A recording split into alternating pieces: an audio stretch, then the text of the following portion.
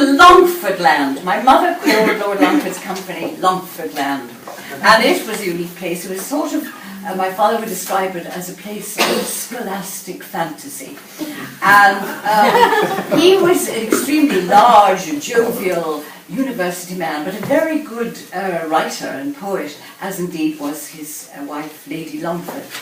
And they were both very keen on 18th century drama, and there was always 18th century drama going on, and very popular. And they cast knew it so well that they could fill in for anybody, if anybody was sick, or if anybody missed lessons, or whatever. They always knew the lines, and they made them up, because they always knew them. And my mother said every time she saw a sedan chair in the dock, scene dock, she knew they were off for a trip with Longford Land.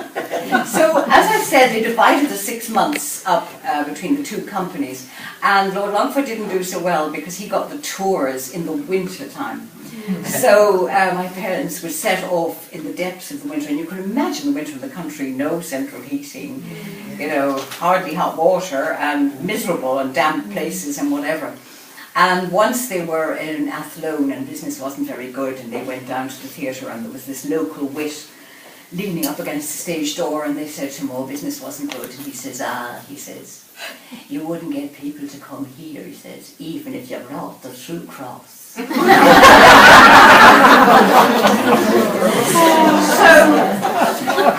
anyway, they continued on in all their different tours, and they survived all the tours quite well.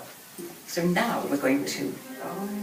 What are we going to do? We're going to talk about testing. Yes, Twelfth Night. So one of the parts that my father played quite a lot was Feste in Twelfth Night. And I don't know whether you remember, but at the end of Twelfth Night, Feste is there with the harp if he has one, or he just sings, but he sings little, once there was a tiny little boy.